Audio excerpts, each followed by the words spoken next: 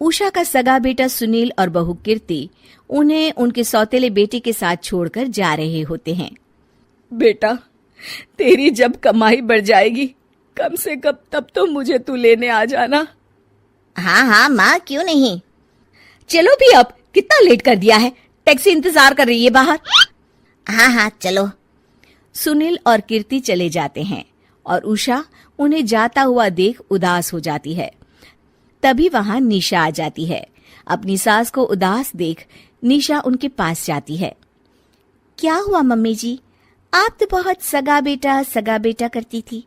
आपके सगे बेटे ने तो आपको छोड़ दिया और चले गए अपनी अलग गृहस्थी बसाने।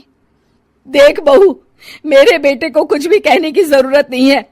मुझे यकीन है कि जब उसकी तनख्वाह बढ़ जाएगी तो वो मुझे लेने जरूर आ जाएगा। हाँ, ये भी देख लेंगे कि वो लोग आपको वापस लेने आते हैं या नहीं। तब तक तो आप भी यहीं हो और मैं भी। उषा अपने बेटे के ना होने से बहुत ही उदास रहने लगती है। उन्होंने खाना खाना भी छोड़ दिया। सुनिए जी, मम्मी जी ने आज भी कुछ नहीं खाया। जब भी खाने के बारे में पूछती हूँ तो कह देती हैं भूख नहीं है और अपने कमरे में ही बैठी रहती हैं। ये सुनकर ऋषभ अपनी माँ के पास खाना लेकर जाता है।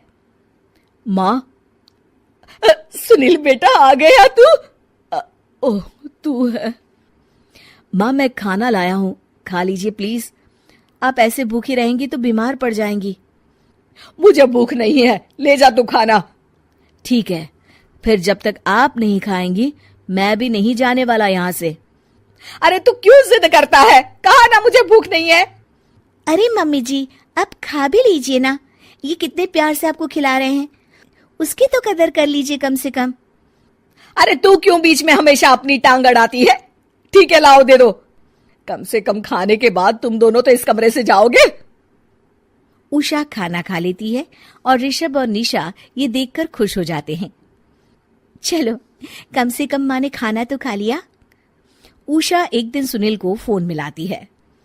हेलो बेटा सुनील, तू घर मिलने आ जाना बहू को लेकर।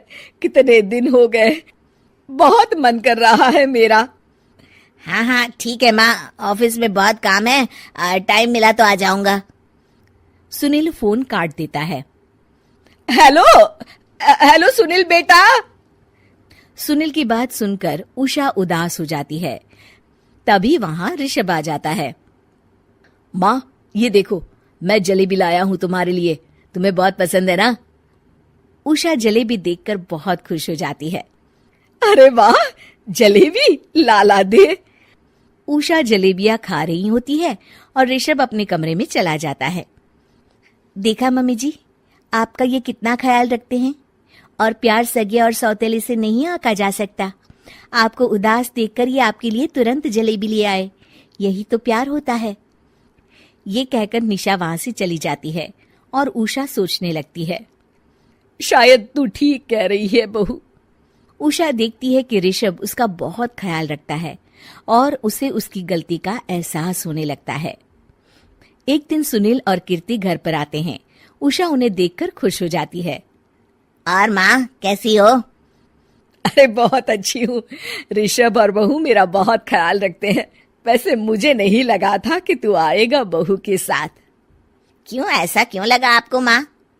बेटा, फोन पर तूने कहा था कि तुझे बहुत काम है। हाँ माँ, पर मुझे ये भी तो पता था ना कि मेरी माँ इंतजार कर रही होगी मेरा। ना बेटा ना, मैं तो इंतजार नहीं कर रही थी, मैंने तो उम्मीद ही छोड़ दी थी। सुनील को यह देखकर अजीब लग रहा होता है कि उसकी माँ ऋषभ से अब बहुत अच्छे से बात कर रही होती है और उसके आने की उनको कोई खास खुशी भी नहीं होती है। अपनी माँ का ध्यान न पाकर उसे थोड़ी सी जलन महसूस होती है। माँ, ये देखो मैं क्या लाया हूँ, साड़ी तुम्हारे लिए। हाँ बेटा, अच्छी है साड़ी तो। अच्छी है तो फिर आप आज इसे पहनो और फिर कहीं घूमने चले जाते हैं। बेटा, ऋषभ ने भी मुझे साड़ी दी थी, आज तो मैं वही पहनूंगी। तेरी दी हुई साड़ी फिर कभी पहन लूंगी। सुनील को अब बहुत ही ज्यादा जलन हो रही होती है। उसे समझ नहीं आता कि अपनी माँ का ध्यान फिर से कैसे वो अपनी तरफ खींचे। रात हो जाती है और उनके जाने का वक्त आ जाता है। माँ, चलो अपना सामान बांधो और हमारे साथ चलो। कीर्ति ये सुनकर चौंक जाती है। ये क्या कह रहे हैं आप? हम सासू माँ को लेने थोड़ी ना आए थे। अरे तुम चुप हो जाओ।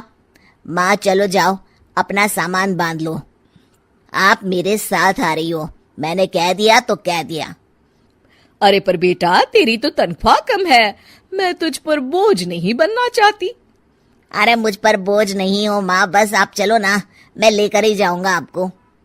नहीं बेटा, अब मैं नहीं आना चाहती। मैं तो अब ऋषभ और बहू के साथ ही रहूंगी।